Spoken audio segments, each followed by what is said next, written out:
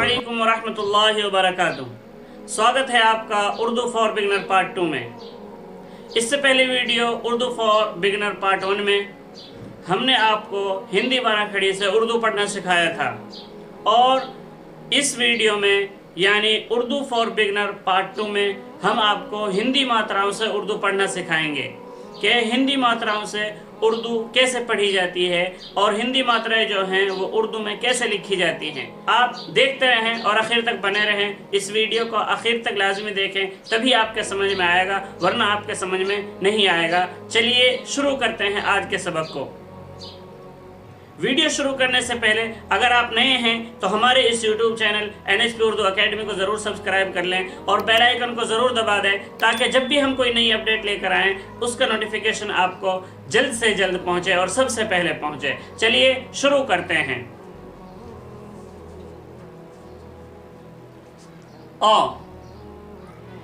आ बनता है अलिफ से। ये लाइन जो आपको नजर आ रही है ये अलिफ है और इसका प्रोनाउंसिएशन जो होता है वो आ होता है। इस पर जबर लगा दिया जाता है तो आ बन जाता है। वैसे भी इसकी आवाज आ आती है। और आ बनाने के लिए अलिफ के ऊपर मद लगा दिया जाता है। यानी ये सिंबल जो आपको नजर आ रहा है, इसको मद कहते हैं। ये सिर्फ अलिफ के ऊपर आता है और किसी हर्फ के ऊपर नहीं आता। जैसे अलिफ के ऊपर अगर हम इसको लगा देंगे तो इसमें जो आवाज़ बनेगी वो आ की आवाज़ बनेगी, लेकिन किसी और हर्फ में हम अगर आ की आवाज़ बनाना चाहें तो उसमें फिर ये मद नहीं लगेगा। बल्कि ये मद जो है वो सिर्फ अलिफ में लगेगा।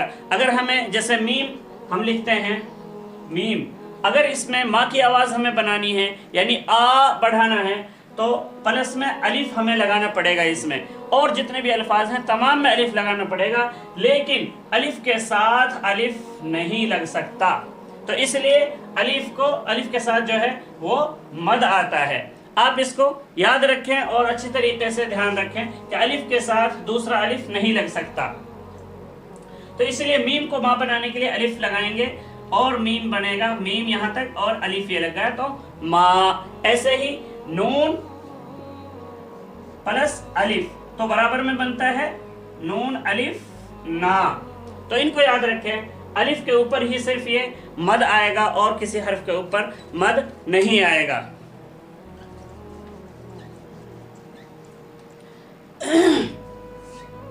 ई, जेर की आवाज से ई बनता है।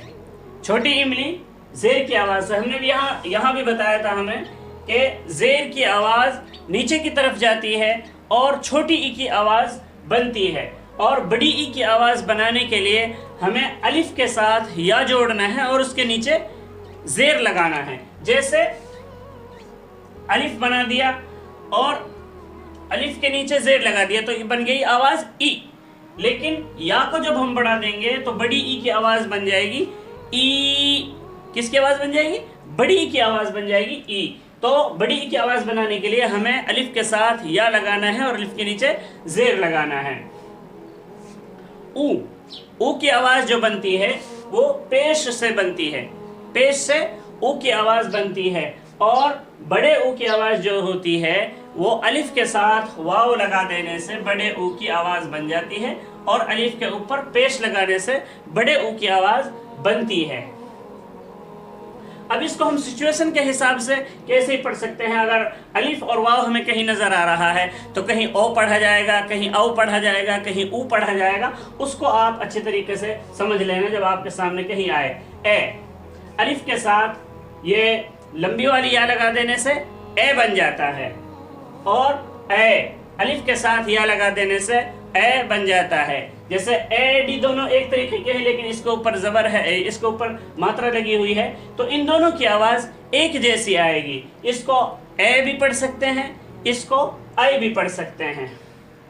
ओ बनाने के लिए हमें अलिफ वाव की जरूरत पड़ेगी। अलिफ के साथ वाव लगा देने से ओ बन जाता है। मैंने अभी आपको बताया है कि सिचुएशन के हिसाब से ओ को हम किस तरीके से पढ़ सकते हैं। ओ भी पढ़ सकते हैं, ऊ भी पढ़ सकते हैं, او بھی پڑھ سکتے ہیں. آپ اس بات کو اچھی طریقے سے یاد رکھیں. ایسے ہی عورت والی او جو ہے یہ بھی الف واو سے ہی بنتا ہے. انگ کی آواز جو بنتی ہے وہ الف اور نون سے بنتی ہے. الف اور نون سے انگ کی آواز بنتی ہے. جیسے ہم اب دیکھ لیں ہندی میں انگ بنائیں, ہندی میں انگ بنائیں, نون کی بندی اور یہ گملا, تو یہ اردو میں جو بنے گا الف پلس نون اور پلس میں گاف. تو اس کو برابر جب ہم جوڑیں گے, الف کو لے لیں گے, اب نون کو آدھا لے لیں گے, نون کو آدھا اور گاف کو پورا لے لیں گے. لاسٹ میں یہ بات یاد رکھیں, لاسٹ والا جو حرف آتا ہے وہ ہمیشہ پورا ہی آتا ہے. جیسے گاف ہے یہ پورا, اور گاف کو پورا لے لیں گے ہم یہاں, تو یہ بن جائے گا انگ. تو اس طریقے سے انگ کا استعمال ہوتا ہے. اہ, الف اور ہا کے ساتھ اہ بن جاتا ہے. الف کے ساتھ ہا لگا دیں گے تو اہ بن جائے گا. اور چندر بندو, یہ چندر بندو جو جیسے آتا ہے ماں کے ساتھ آتا ہے, ماں کے اوپر لگتا ہے, دیکھ لیتے ہیں. جیسے ہندی میں ہم لکھیں ماں, تو اردو میں ماں کیسے بنے گا؟ میم پلس الف. میں نے بتایا تھا میم کے ساتھ جب ماں کی آواز بنائیں گے تو الف لگے گا, مد نہیں لگے گا, مد صرف الف کے ساتھ لگے گا. اور پلس میں اس نون والے سمبل کو لگا دیں گے, لیکن اس میں نقطہ نہیں لگائیں گے, نقطہ نہیں لگائیں گے.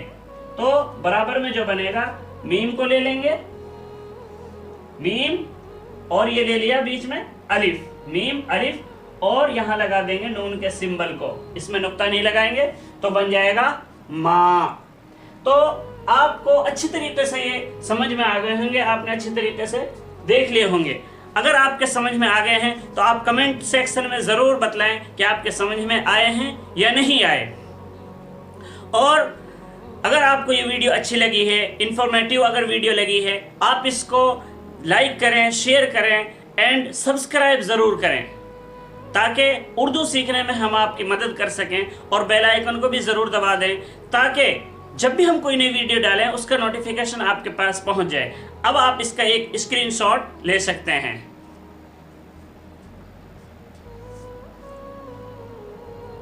آپ نے اسکرین شاٹ لے لیا ہوگا. آج کی ویڈیو میں اتنا ہی. انشاءاللہ جلد ملیں گے اگلی ویڈیو میں.